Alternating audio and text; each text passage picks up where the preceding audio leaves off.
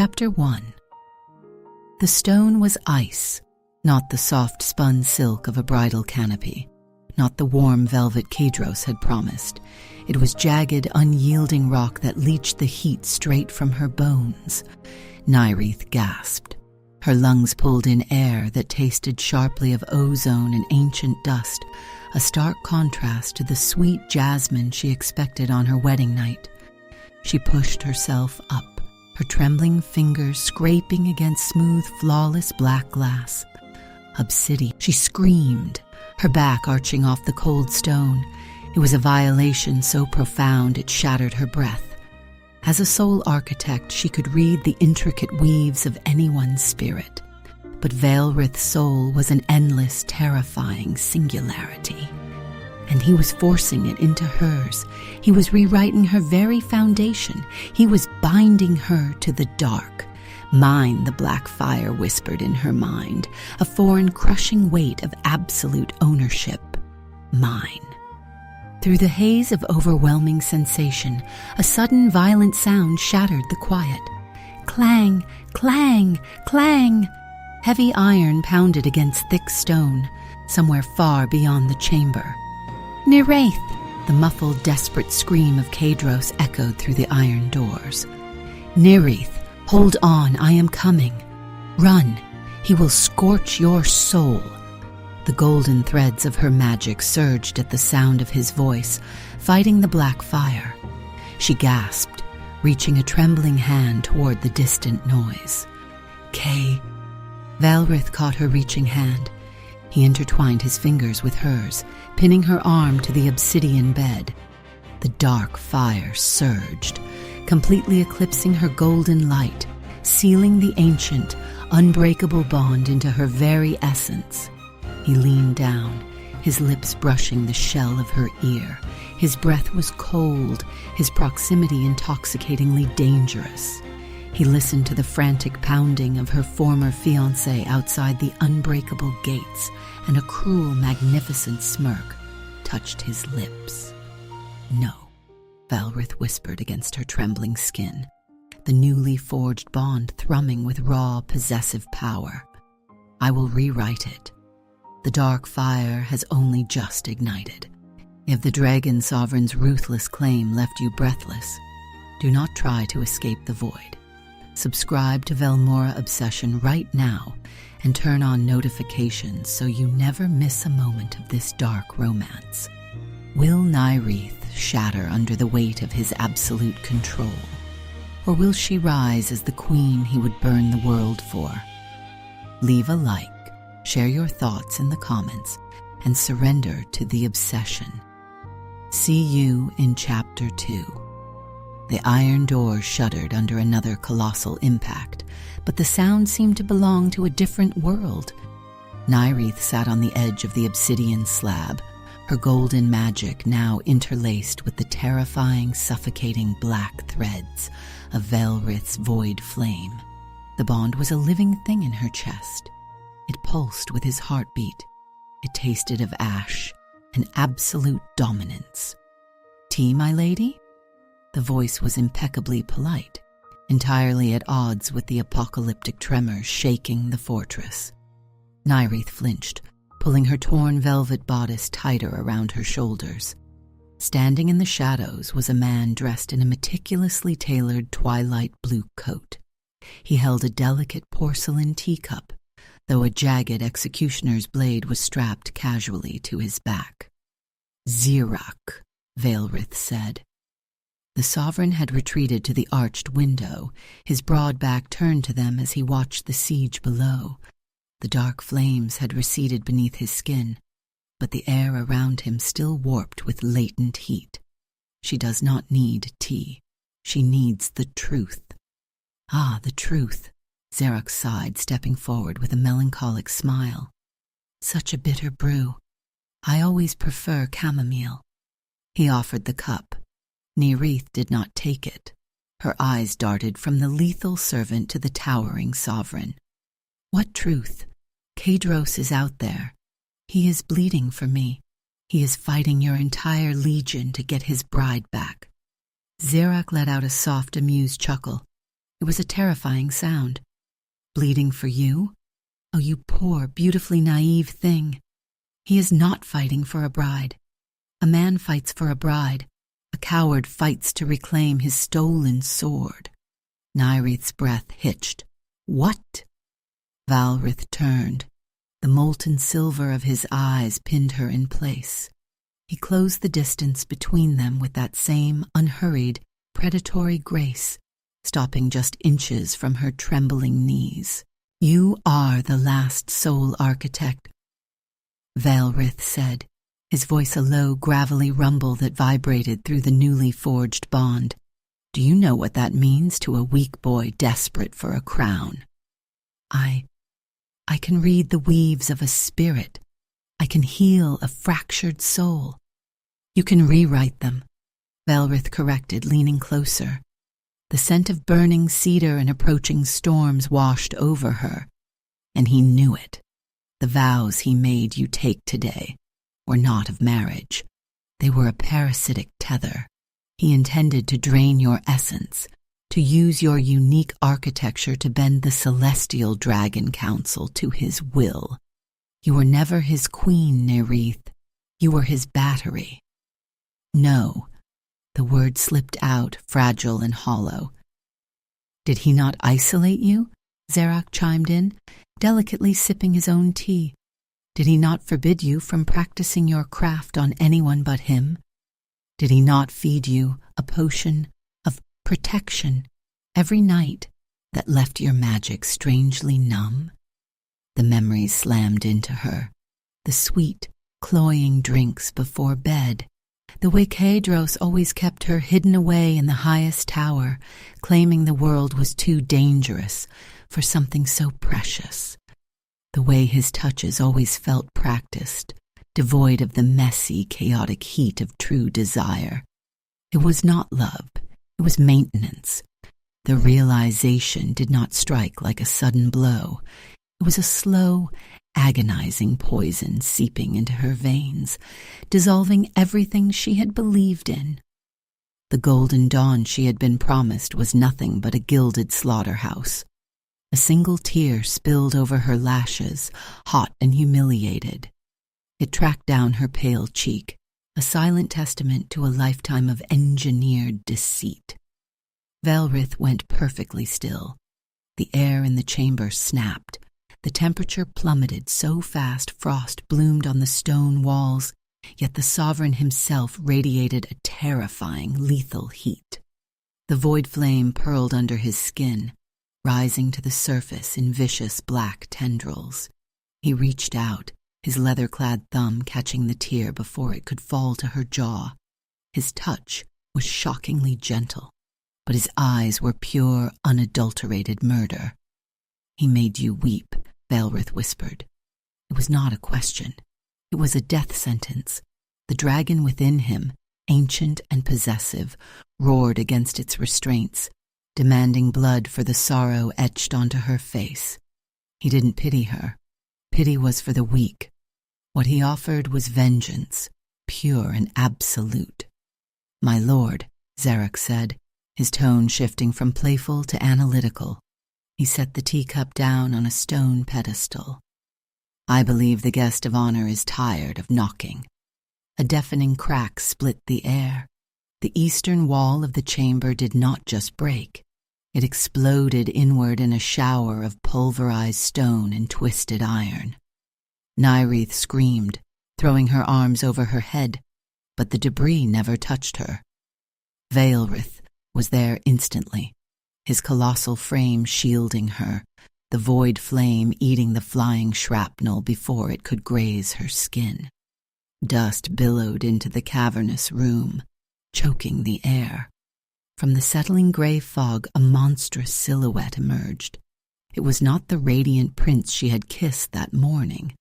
The creature stepping through the rubble was 10 feet tall, its flesh warped into jagged metallic scales.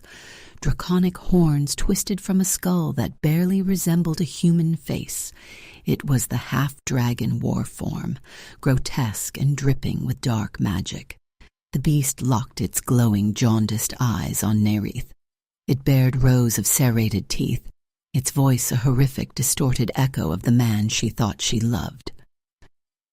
"Give me back my weapon." Chapter 3. "Weapon," Velrith repeated softly. The word hung in the dusty air, a fatal trigger. The Sovereign did not shout. He did not posture.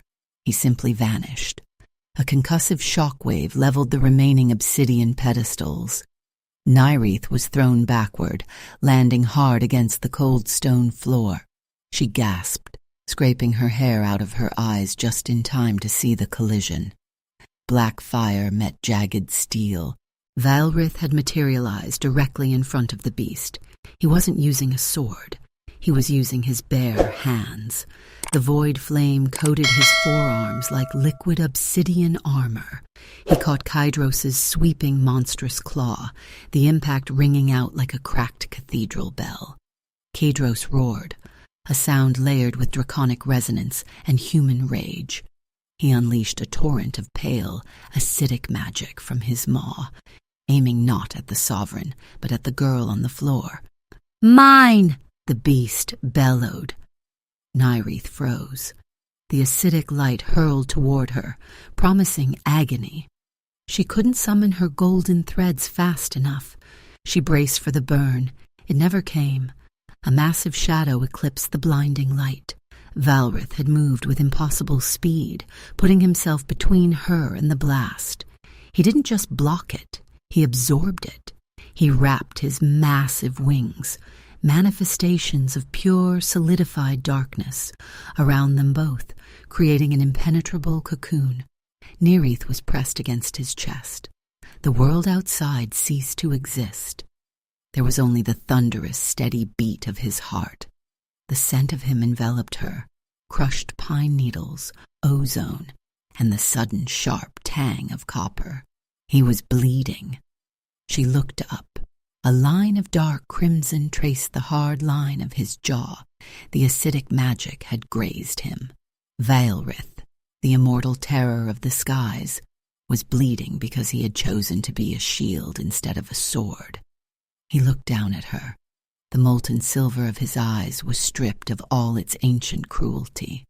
For a single, suspended heartbeat, the monster vanished, leaving only a man fiercely, desperately protective of what was his. "Stay down," he commanded, his voice a rough vibration against her skin. Then the cocoon of shadows exploded outward. Valrith surged forward, a force of apocalyptic ruin. The fight was not a duel. It was an execution. He moved with ruthless efficiency. He shattered the beast's armored scales with bone-crushing strikes. The cavern echoed with the sickening snap of limbs and the ragged shrieks of the fallen prince. Valrith drove Kydros into the ruined wall, his hand wrapping around the creature's warped, scaly throat. The void flame flared violently, ready to reduce the air to ash.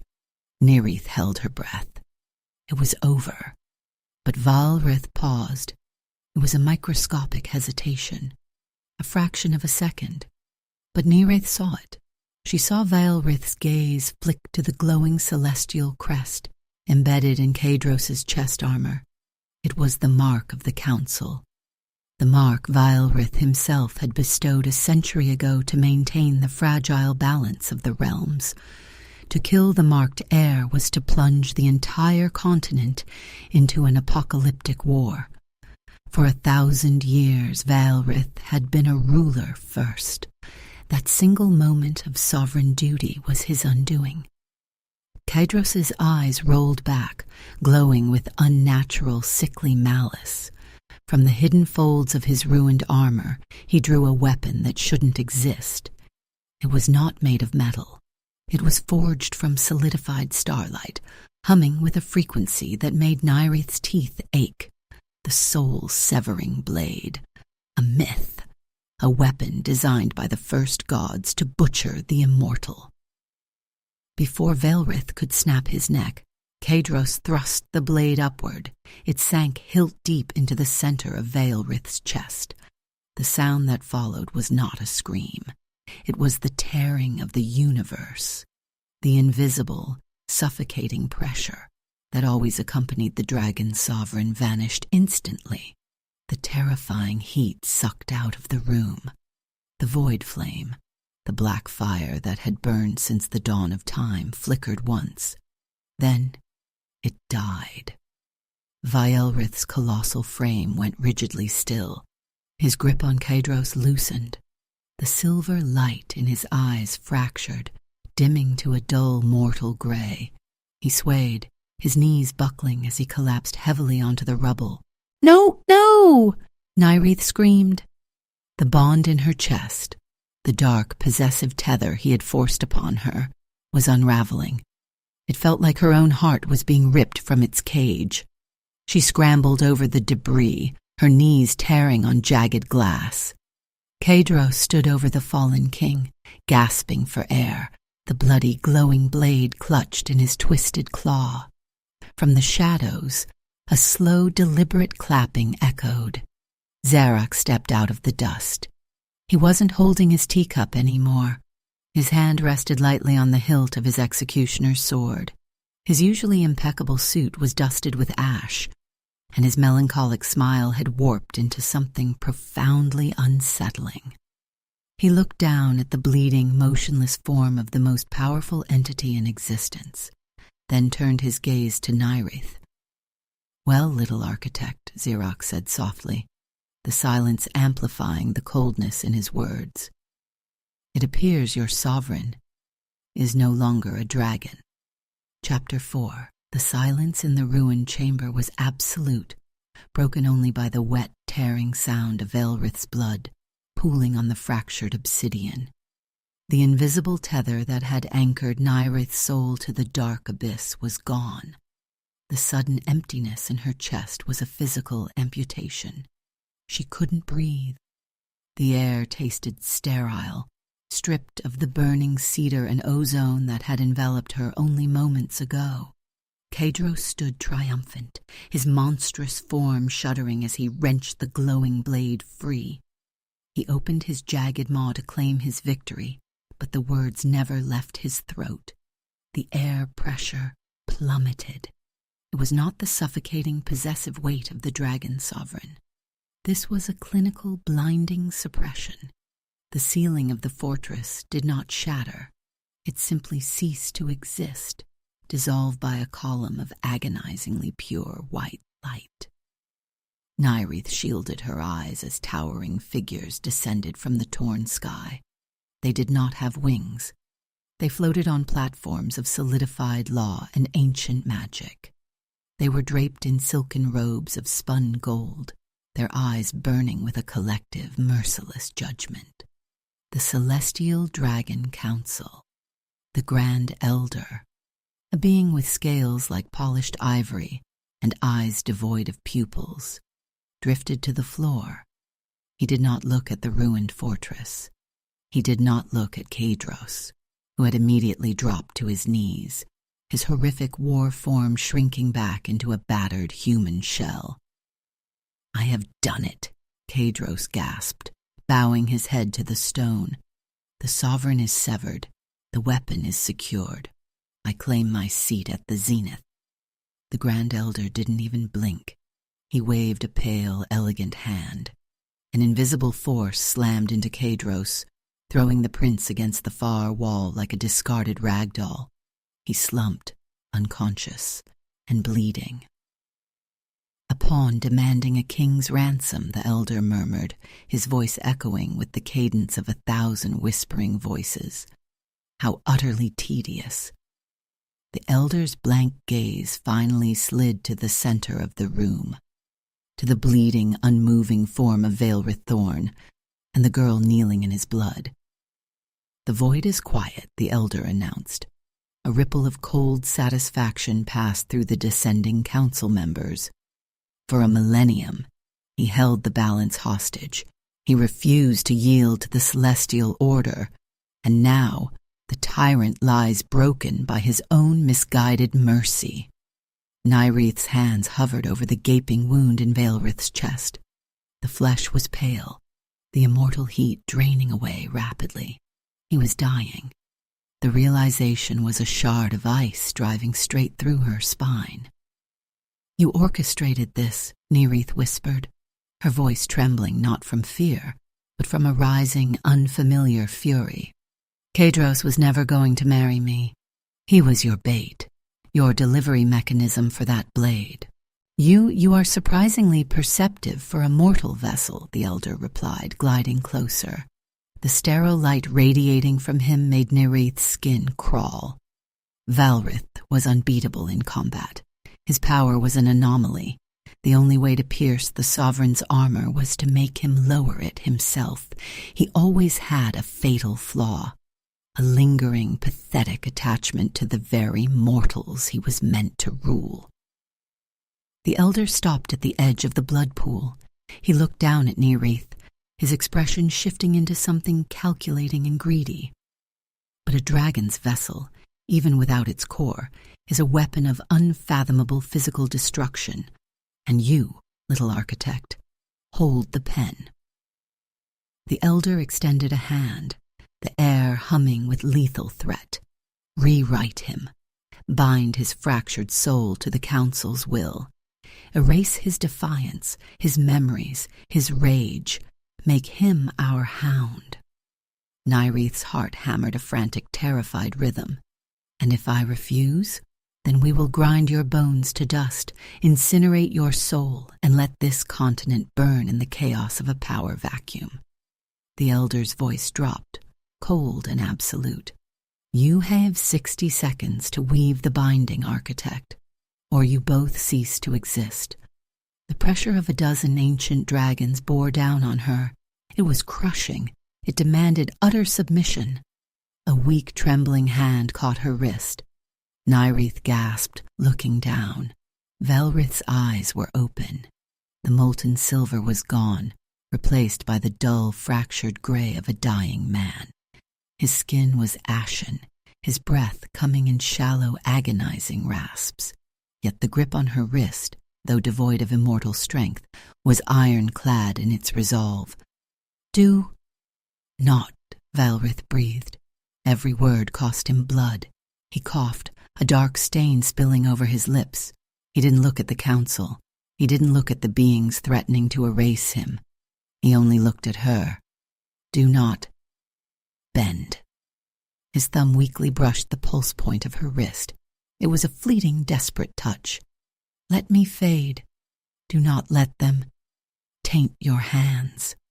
The breath caught in her throat. The golden threads of her magic flared to life instinctively, desperate to heal him. But there was nothing left to heal. The soul-severing blade had destroyed his core. He was the dragon sovereign. He had lived for thousands of years, a tyrant of the shadows. Yet here, at the very end of all things, he was commanding her to let him die, rather than see her enslave herself to save him. He chose her freedom over his own survival. He was a monster. But he was her monster. Nyraeth closed her eyes. The golden magic in her veins shifted. It remembered the taste of the void flame. It remembered the absolute, terrifying ownership that had claimed her on the obsidian altar. She did not want a golden dawn anymore. She wanted the dark. "Time is up, architect," the elder warned, his hand raising to summon a lethal strike. "Bow to the celestial order, or perish." Nyraeth opened her eyes. They glowed with an unnerving, blinding gold. She leaned down, pressing her palms directly over Valrith's bleeding heart. "I am sorry," she whispered to the fallen king. The council leaned forward, a collective breath held in anticipation as the golden weaves of a soul-binding incantation bloomed from Nyraeth's hands. The intricate ancient runes spun into the air, a masterpiece of spiritual architecture. The elder smiled, a chilling expression of total victory. Nyraeth chanted the final syllable of the rewrite command. The energy gathered, a condensed, terrifying sphere of absolute dominion. Then she snapped her gaze up. She did not push the magic into Valrith's chest. With a primal feral scream that tore her vocal cords, Nyraeth twisted her entire body. She thrust her hands forward, launching the concentrated blast of soul-altering power upward. The golden beam, laced with the phantom, jagged edges of Vaelrith's black fire, struck the Grand Elder dead in the center of his chest. The ultimate betrayal has just been unleashed, and the heavens themselves are about to bleed. Will Nyraeth's desperate strike save her fallen king, or has she just signed both of their death warrants? Do not let the story end in the dark. Subscribe to Velmora Obsession right now and hit the notification bell. We are diving deeper into the abyss, and you won't want to miss a single heartbeat. Drop a comment below. Would you have saved the Sovereign or taken the power for yourself? Stay obsessed. I'll see you in Chapter 5. Chapter 5, The Grand Elder Did Not Scream. The beam of corrupted gold and abyssal black tore through his celestial armor like wet parchment. The impact made no sound. The shockwave simply pulverized the remaining obsidian pillars into a fine, choking mist. He ceased to be a threat in the span of a single heartbeat.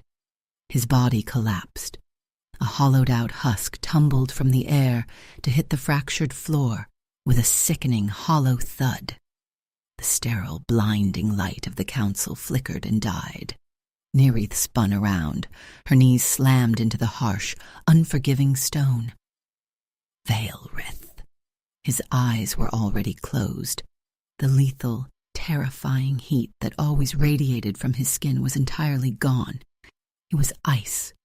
The edges of his dark armor, his flesh, the very strands of his hair began to flake away. They dissolved into a fine gray powder. No, please. She pressed her trembling hands to his ruined chest. There was nothing left to hold. The physical form of the dragon sovereign was unraveling at an impossible speed. He was turning to ash beneath her desperate fingers. The intoxicating scent of burning cedar and approaching storms faded. It was swallowed by the sterile, terrifying smell of absolute nothingness. He slipped through her fingers. Within seconds, the most powerful entity in existence was reduced to a mound of dark ash on a blood-stained altar. He was gone. The silence in the ruined chamber became a living, suffocating entity. It clawed at Nyraeth's throat. It crushed her lungs. Tears did not fall. The agony was too absolute, too profound for weeping. It froze the blood in her veins. It crystallized her terror and her grief into pure, unadulterated wrath. The golden dawn she had once prayed for was dead. She had killed it herself. Above her, the remaining council members broke from their stunned paralysis. Their celestial grace shattered into blind panic. "Treason!" one of them shrieked. His voice cracked with unfamiliar terror. "She slaughtered the Elder. Annihilate the vessel." Lethal magic began to pool in their hands. The air hummed with the promise of execution. The atmosphere grew thick, laden with the scent of ozone and impending violence. Nyraeth stood up. She did not look at the sky. She looked at the dark ash coating her pale palms. The golden magic humming in her blood shifted. It remembered the taste of the void. It absorbed the lingering phantom echo of his dark fire. Her innate power twisted from radiant gold into a terrifying, eclipsed silver. She reached out with her mind. She dove into the ancient, dormant ley lines buried beneath the fortress. As the last sole architect, she did not just read the weaves of life. She controlled the very foundation of the world. She seized the array. When Nyraeth finally lifted her head, her eyes were no longer gold. They burned with a molten apocalyptic silver. It was the exact shade of the fallen king. "Bo." The word was spoken softly, yet it echoed with the catastrophic force of a dying star. It bypassed their ears and struck directly at their ancient souls. The air pressure crushed inward. The magic gathering in the council's hands snuffed out instantly. Immortal dragons, beings who had ruled the heavens for millennia, plummeted from the sky. Their knees slammed into the stone. Their heads were forced down by an invisible, absolute gravity. Outside the shattered walls, the deafening roars of the siege army abruptly ceased. A collective, terrified tremor shook the earth. 10,000 draconic beasts dropped to the muddy ground. They submitted to the overwhelming aura of a new apex predator. Nyraeth stood alone in the center of the ruins. The world was on its knees. She had become the terrifying shadow he always saw in her. She was a queen. She looked down at her wrist. She desperately sought the one comfort left. She wanted to feel the thrum of the dark bond, the possessive tether that had claimed her in the dark. Her breath stopped. The black flame tattoo, the physical manifestation of his soul bound to hers, was dissolving. The intricate dark ink fragmented beneath her skin. It blew away like dust in a cold, unforgiving wind. The tether snapped. It left a physical amputation inside her chest. A hollow, echoing void remained where his dominating presence used to be. The absolute confirmation struck her with the force of a physical blow. He was truly dead. Chapter 6. The ash was still warm. It coated her palms, a gray, lifeless testament to the end of an era. The immense power humming in her veins, the absolute authority that held 10,000 draconic beasts in terrified submission outside the ruined walls, meant nothing. It was a crown woven from dust. Nyraeth moved. For the first time in his unnaturally long existence, the executioner's steps lacked their measured, mocking elegance. He sprinted across the fractured obsidian, his polished boots slipping on the bloody debris. "Do not," Nyraeth snarled.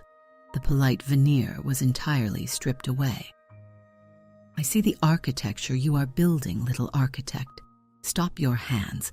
It is forbidden for a reason." Nyraeth did not look up. Her gaze remained locked on the ruined altar. "He rewrote my soul to bind me to the dark," she whispered.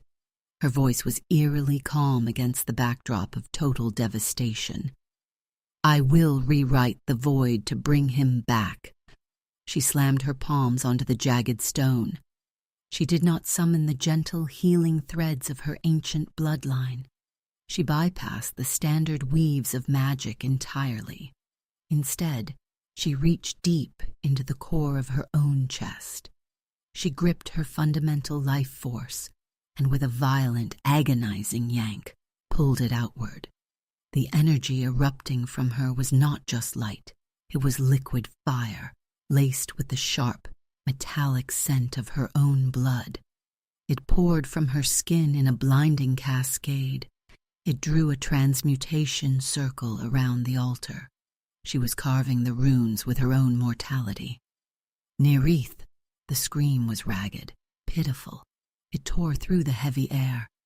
In the corner of the chamber, Kydros struggled against the crushing gravity holding him down. His human face was a mask of sheer horror. He was bruised, bleeding, and stripped of his celestial destiny.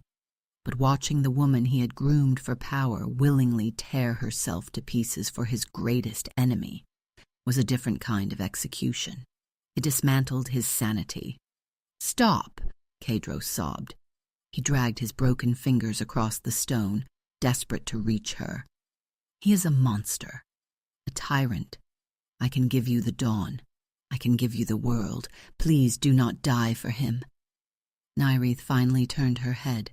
Her gaze, glowing with lethal silver and bleeding gold, pinned the fallen prince to the floor. There was no hatred left in her expression.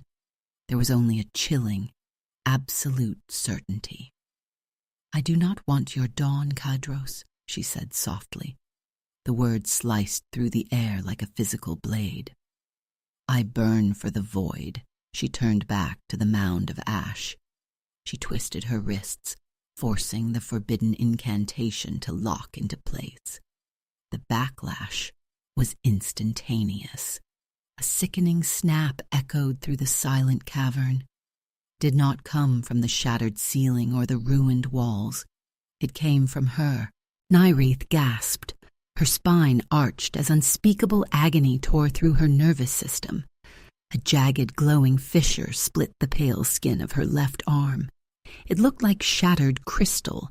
It leaked brilliant, blinding soul light instead of blood. The pain was absolute, a suffocating ocean of fire melting her bones. But she did not stop the chant. "You foolish, beautiful creature," Zarok whispered. He came to a dead halt at the edge of the ritual circle. Even an immortal assassin could not step through the sheer density of her raw, burning soul. He lowered his head. An executioner, mourning a queen. "You are breaking."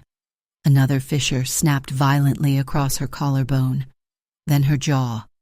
Her physical form could not contain the sheer magnitude of rewriting an ancient god into existence. She was a mortal cup trying to hold an ocean.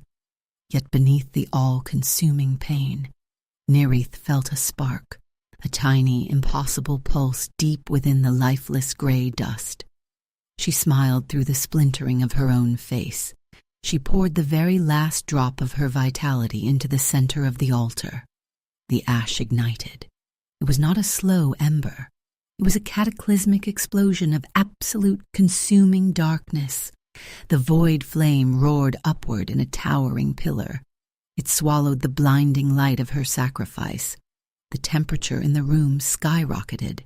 Freezing air turned into a suffocating inferno of ancient, predatory magic. From the epicenter of the black fire, a colossal silhouette violently reconstructed itself. Dark magic knit bone together in the shadows, muscle wrapped around a newly forged core. The intoxicating scent of crushed pine and electric storms violently displaced the metallic smell of blood. Vaelrith inhaled. It was a thunderous, earth-shattering sound, a sovereign returning from the abyss. The dark fire receded beneath his skin. He opened his eyes. The molten silver locked instantly onto the fragile, kneeling figure before him. "Nyraeth," he breathed.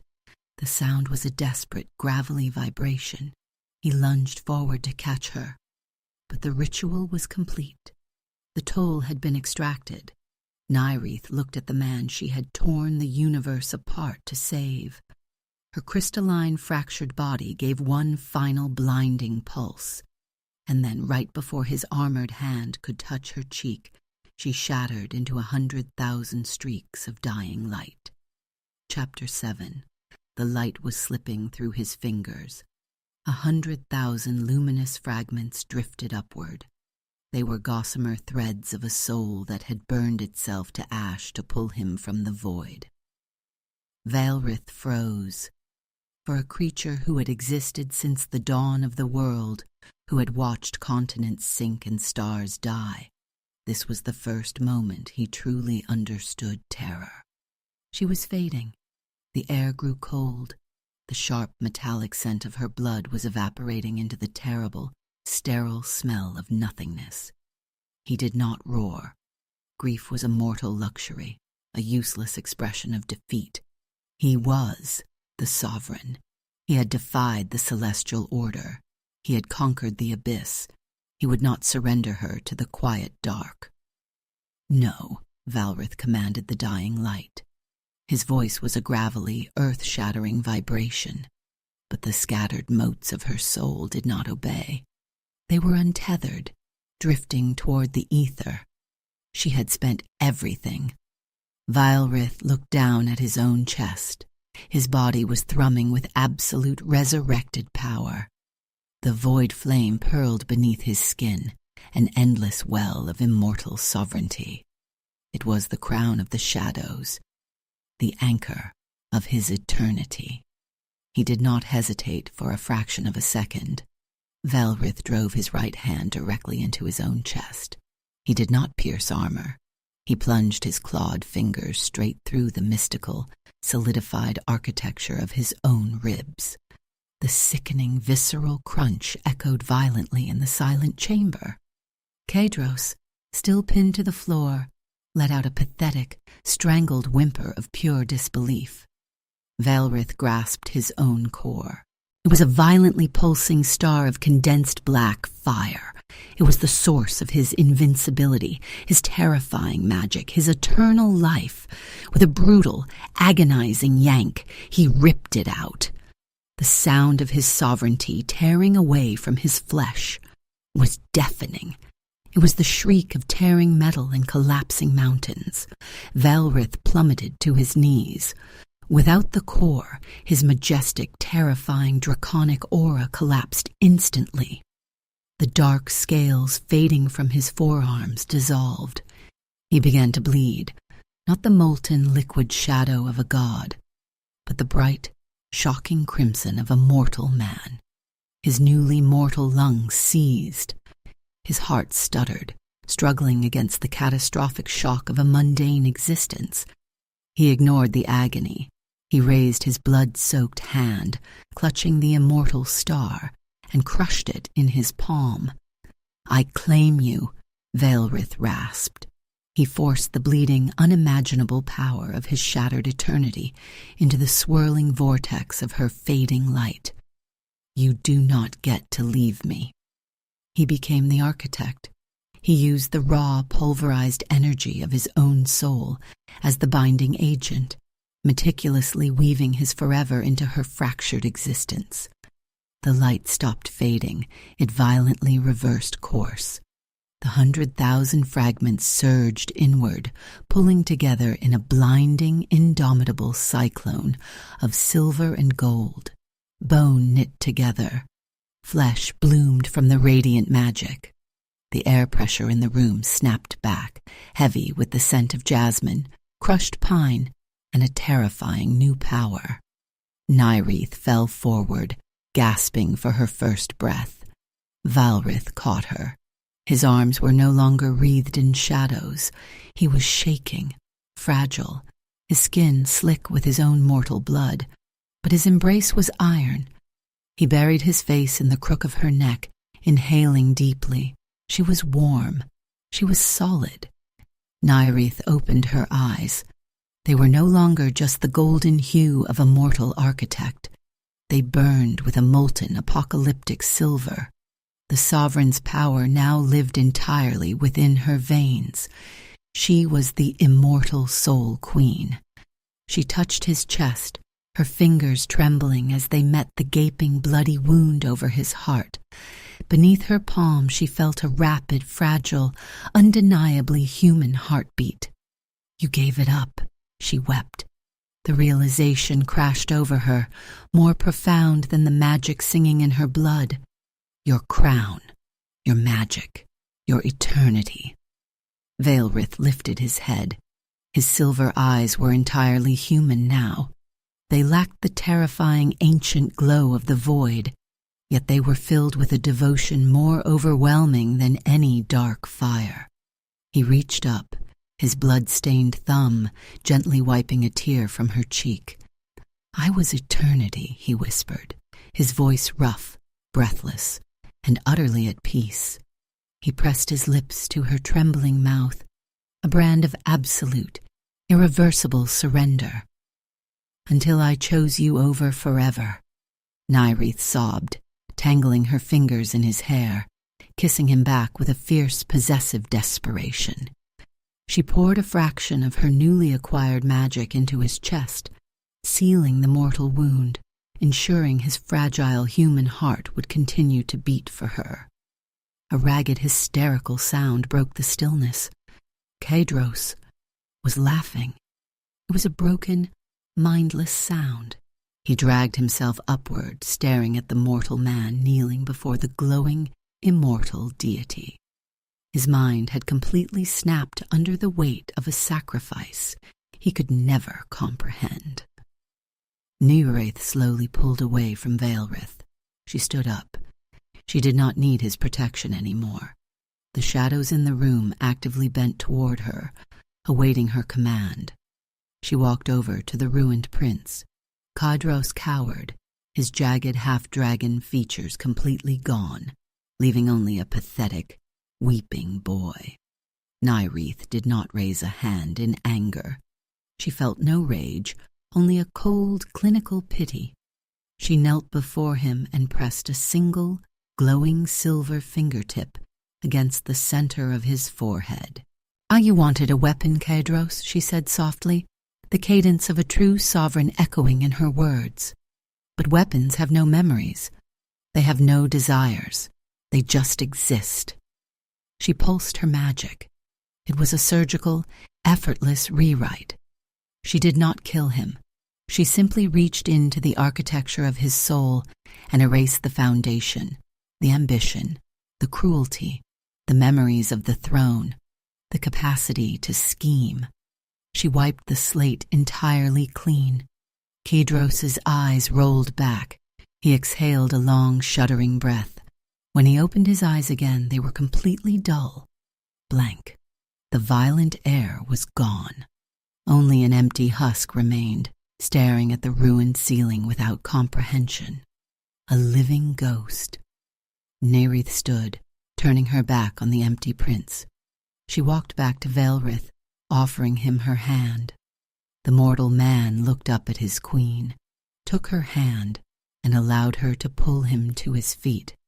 He stepped slightly behind her, a silent, devoted guardian perfectly content to stand in her shadow. From the edge of the rubble, a soft, deliberate sound broke the quiet. Zarok stepped out from behind a fallen pillar. He meticulously stepped over the cracked obsidian and the groveling, mindless prince. The executioner drew a pristine silk cloth from his pocket. With practiced, elegant motions, he wiped the thin layer of ash from his blade. He looked at the mortal king standing behind the immortal queen. A slow, genuinely amused smile graced the assassin's lips. He sheathed his sword with a quiet click and offered a flawless, theatrical bow. "Well," Zarok murmured into the quiet ruins, his dark humor ringing out one final time. At least this catastrophe concluded with immaculate aesthetics.